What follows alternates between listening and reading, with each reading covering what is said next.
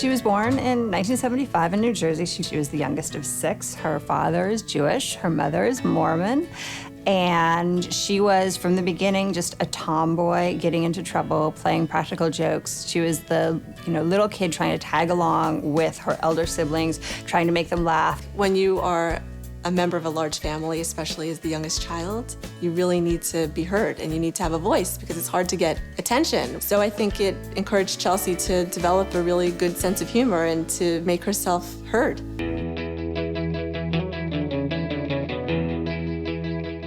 The life of a touring comic is just grueling and disgusting. You're staying in gross hotels, you're playing these tiny clubs, you're getting heckled every night, you're eating terrible food. It is not a lifestyle that appeals to many people. What you say in front of 3 people is not going to be necessarily funny in front of 3,000 people.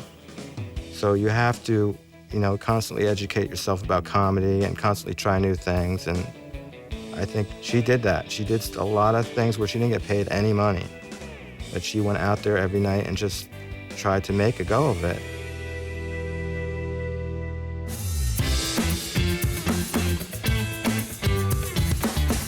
When Chelsea Lately debuted in 2007, the late night arena was really fiercely competitive and male-dominated. And it was set in stone. Like, you had a co-host and you had the monologue and you had this and that and the celebrity guest. Chelsea was going to take that same format and turn it upside down. She doesn't discuss general, boring day-to-day issues. Like, she just goes right for something controversial or something to do with sex. So the things that come up are really unusual. Chelsea Lately serves an important purpose, which is to allow people to laugh and relax and escape their lives for 30 minutes every day. And I think that is important. Even if we don't talk about serious things, I think that's what people want.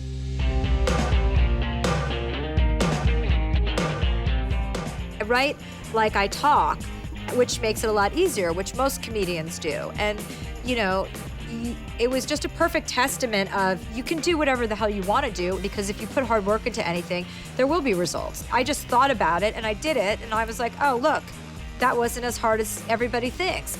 Suddenly, Chelsea was not just a comedian. She was a comedian as well as a TV star, as well as an author. And every medium was doing so well for her that she suddenly became the empress of all media.